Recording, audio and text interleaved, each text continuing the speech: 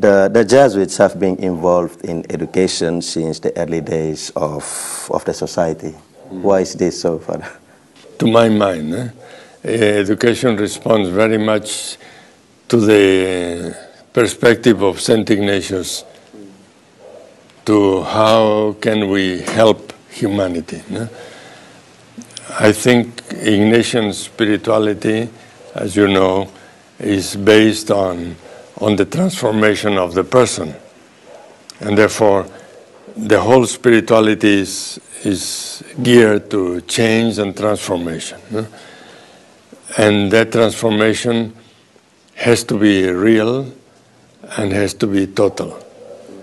And so St. Ignatius thinks in terms of the transformation of the heart first, so that a new person can transform society.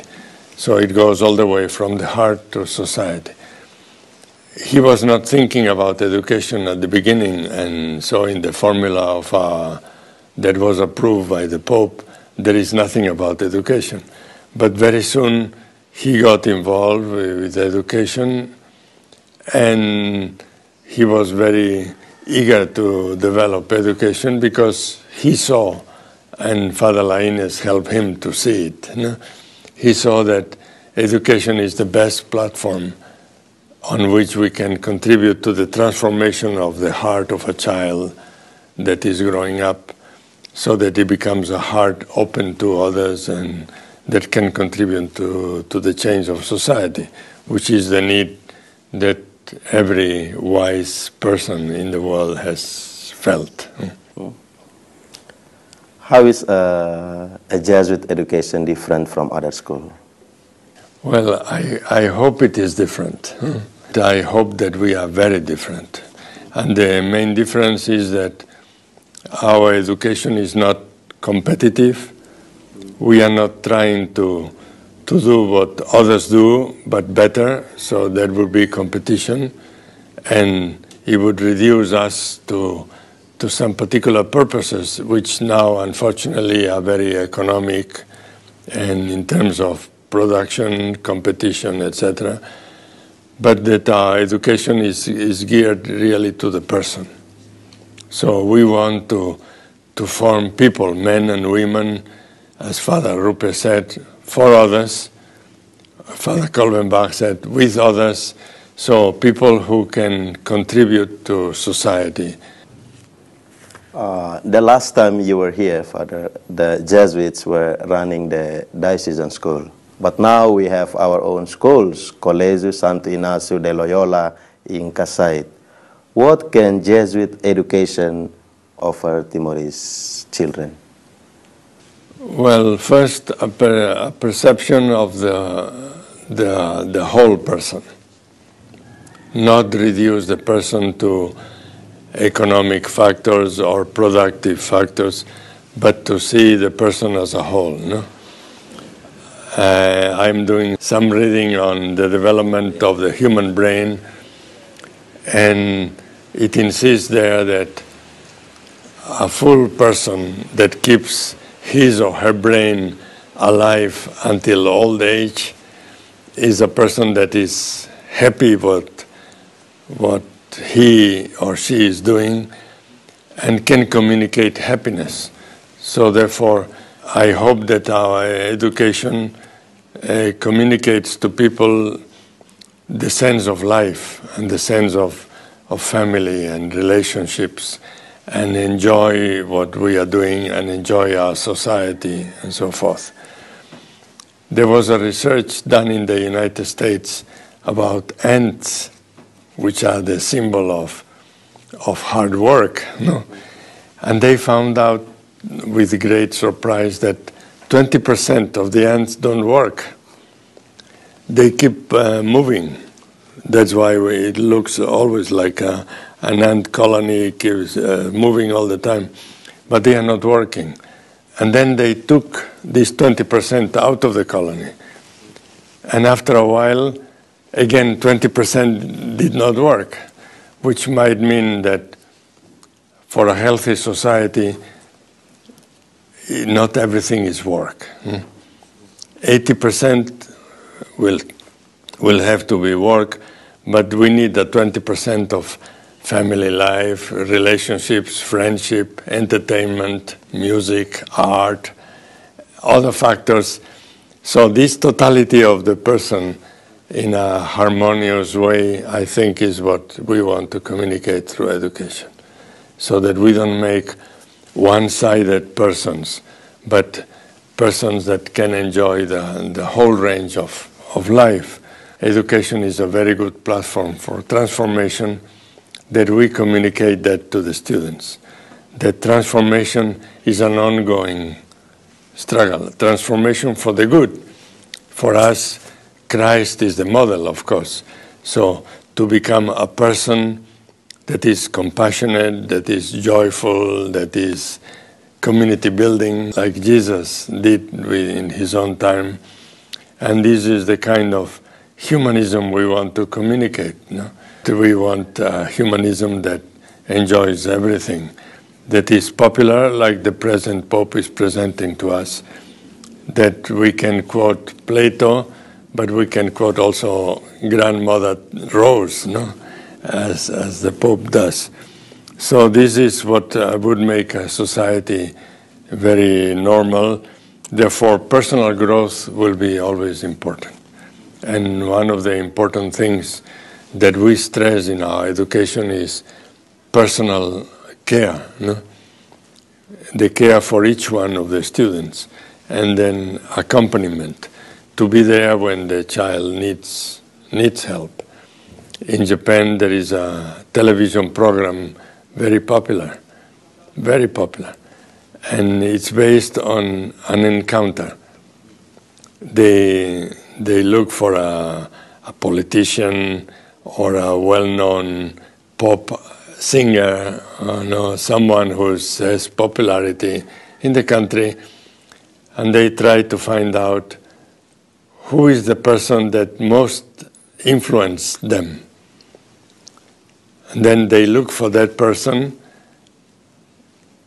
and they find the person, and they produce an encounter. They don't know that they are going to meet each other on television, and this is very popular because it's very emotional and so forth. And more than 80% of the person are teachers. Teachers that accompanied the students, and in a moment of crisis, the student could speak to that teacher. And the teacher did not worry about time, but he gave them the time to listen, to give advice, and so on. So these are the most influential people in the life of modern people even. So this is the model on which we work. No? Personal care, accompaniment, so that people can come to any Jesuit who is an educator and open his heart or her heart, and be helped and be accompanied to live better. No? In recent years, there seems to be a renewed focus on education among Jesuits in the Asia-Pacific Conference. Timor-Leste, we have educational project, and there is a plan for a new school in Cambodia and Myanmar. Why is this so, Father? Well, because education continues to be primary need of all these countries, and also because we see that, unfortunately, education is being sidetracked, no? Is channeled now to particular purposes which are mostly production and economic reasons, and we see the danger that the humanism of these countries might be sidetracked and centered on secondary things. It's obvious that economy is very important, but it's secondary. The person is more important. No?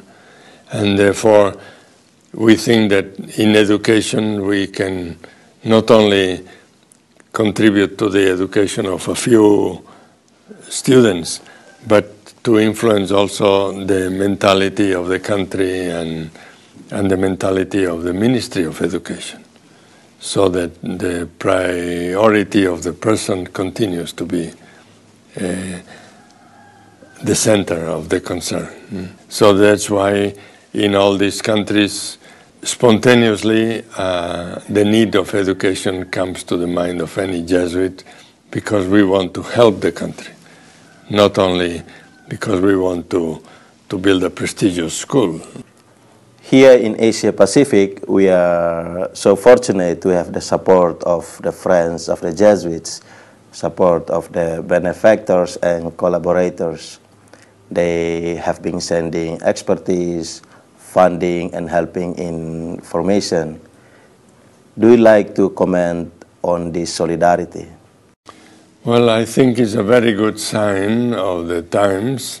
Hillary Clinton wrote a book about education, and the title was "It Takes a Village." And she was talking that real education takes a whole village. So it's not only what the student experiences in the school, but in the family, with the friends. So it's the whole village educating its own people. No? And I think this is very true. And the fact that now there is a new awareness in the general population that the responsibility of education, for instance, is not only the educators, the teachers, but that everybody has to contribute. Some finding an employment in that institution, some contributing financially to keep it going, others supporting maybe communication processes and so forth. This is very good because it is an opportunity to share the same values and to have one heart in a wider population, which is going to be what contributes to support the values and the education that you receive in the institution. So I think this is a very good development. Another perspective is that we in the church are gaining more and more in terms of advance, and the Pope Benedict already used twice, from what I can see, is that the real mission of education falls within a wider mission of God. No? It's God who wants to do good to people. No?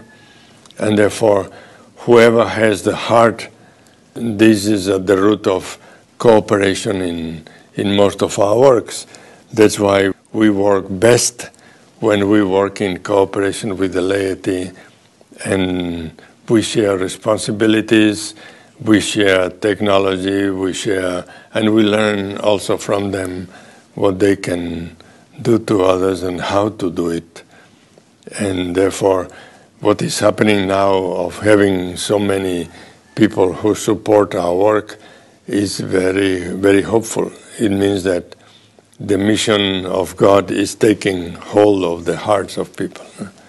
And therefore, we have to continue to be the minimal society. We are only a small group, and we cooperate with others for the good of the wider community.